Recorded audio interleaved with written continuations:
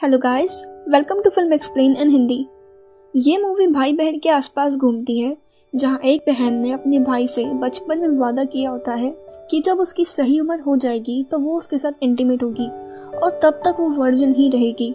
वो अपना वादा पूरा करती है या नहीं, ये हमें आगे इस वीडियो में पता चलेगा। आगे बढ़ने से पहले मैं आपसे एक रिक्वेस्ट करना चाहूँगी। आप लोग मेरी वीडियोस तो देखते हो पर चैनल को सब्सक्राइब नहीं करते, तो मेरी आपसे बस यही रिक्वेस्ट है कि प्लीज़ मेरे इस चैनल को सब्सक्राइब कीजिए और मुझे सपोर्ट करें। तो ज़्यादा टाइम ना लेते हुए चलिए आज का एक्सप्लेनेशन शुरू करते हैं। मूवी की शुरुआत में हमें एक लड़का और लड़की बाइक पे दिखते हैं। वो दोनों भाई बहन हैं। लड़के का नाम गिलहर्म है और उसकी बहन का नाम सोफिया। फिर वो दोनों एक पार्टी में जाते हैं जहाँ सोफिया लड़कों के साथ डांस कर रही होती है। वहीं गिलहर्म उसे दूर से देखकर जेलस फील कर रहा होता है। फिर वो स्मोकिंग करने बाहर जाता है। आगे वो हमें बाइक पे घर जाते हुए दिखते हैं। अगले दिन सुबह वो देखता है कि उसकी मॉम घर का सामान कार में भर रही होती हैं। तो वो उनके पास जाता है और तब हमें पता चलता है कि उनकी मॉम और डैड साथ में नहीं रहते। उसके डैड एक राइटर हैं जो कुछ सालों पहले फ्रांस गए थे और वापस आने पर वो अकेला रहने लगे, जो अब वो पूरी तरह फ्रांस के लोगों की तरह लाइफ जीते हैं, जिससे उनकी मॉम उनको लेके उनकी नानी के घर रहने चली जाती हैं, जिससे उसकी मॉम उनके घर का थोड़ा थोड़ा सामान बेच के गुजारा करती हैं।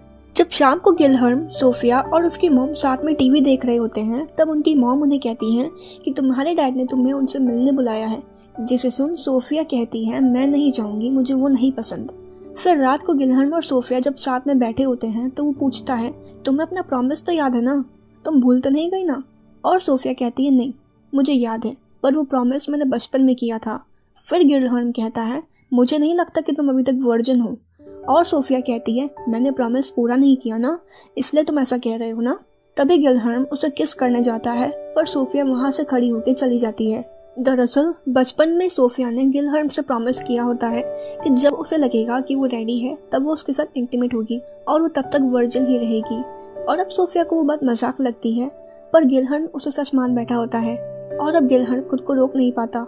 रात को उठ के गिलहर्म सोफिया के कमरे में जाता है और उसे छूने लगता है। तभी सोफिया नींद से उठ जाती है और गिलहर्म उसके साथ लेट जाता है और मास्टरबेट करने लगता है। फिर सोफिया उसे कहती है अपने रूम में चले जाओ, मॉम को पता चल जाएगा, जिससे हमें पता चलता है कि गिलहर्म हर रोज रात को उसके कमरे में जाता है। अगले दिन गिलहर्म को हम बार में देखते हैं, जहाँ वो एक बूढ़ी औरत से मिलता है। वो उसकी नानी होती है, जिन्हें ताश खेलने की आदत होती है। फिर वो उनकी ताश खेलने में चीटिंग करने में मदद करता है। आगे वो अपने डैड से मिलने उनके घर जाता है और वो दोनों एक दूसरे से काफी बातें करते हैं। फिर उसके डैड उसे कहते हैं ऊपर वाले फ्लोर पे जाओ और वहाँ एक ट्रे होगी, उसे लेके आओ। फिर वो जाके उस ट्रे को ले आता है। आगे वो दोनों एक बार में जाते हैं, जहाँ वो अपने डैड से पूछता है कि किसी लड़की को इंटीमेट होने के लिए कैसे तैयार करें। तब उसके डैड उससे पूछते हैं कि तुम्हारी कोई गर्लफ्रेंड है तो मुझे उसके बारे में बताओ, पर वो मना कर देता है। फिर उसके डैड उसे घर छोड़ने जाते हैं। तभी उसकी मॉम उनके डैड के पास आती हैं और उसके डैड उसे कुछ पैसे देते हैं। आगे गिलहर्म और सोफिया अपने डैड के साथ उनके फार्म हाउस पर जाते हैं। जब वो रात को डिनर कर रहे होते हैं तब उनके डैड उन्हें गिफ्ट देते हैं और गिफ्ट में उन्हें बुक्स देते हैं, पर वो बुक्स फ्रेंच भाषा में होती हैं, जिसे देख सोफिया वहां से चली जाती है, पर गिलहर्म उनको थैंक्स कहता है। दरअसल सोफिया अपने डैड से नाराज होती है क्योंकि वो फ्रेंच भाषा में बुक लिखते हैं।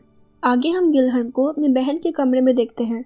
फिर जब वो घर जा रहे होते हैं तो उसके डैड गिलहर्म को कहते हैं तुम अपनी बहन का ख्याल रखना, वो बिल्कुल अपनी माँ पे गई है, मेरी कोई बात नहीं सुनती। जब वो घर पे होते हैं तब वो अपनी बहन को आंख बंद करके रूम में ले जाता है और उसे कहता है मेरे पास तुम्हारे लिए एक सरप्राइज है। और फिर वो उसे अपने हाथ से एक परफेक्ट सर्कल ड्रॉ करके दिखाता है। अगले दिन जब सोफिया घर से बाहर जाती है तो गिलहर्म उसका पीछा करता है। फिर सोफिया घर में जाती है तो गिलहर्म वहाँ खिड़की पे जाके देखता है, जहाँ वो सोफिया को किसी लड़के के साथ इंटीमेट देखता है। तभी सोफिया भी उसे देख लेती है, जिससे वो वहाँ से भाग जाता है। फिर जब वो घर जाता है तो देखता है उसकी नानी मर चुकी होती है, जिससे वो टूट जाता है और भागते हुए अपने डैड के घर चला जाता है। पर उसके डैड घर पे नहीं होते, जिससे वो दरवाजे पर ही सो जाता है।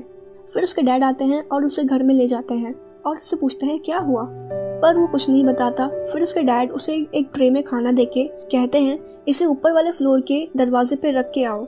और जब वो वापस आता है तो उसके डैड उससे पूछते हैं क्या उसने दरवाजा खोला, तो वो मना कर देता है।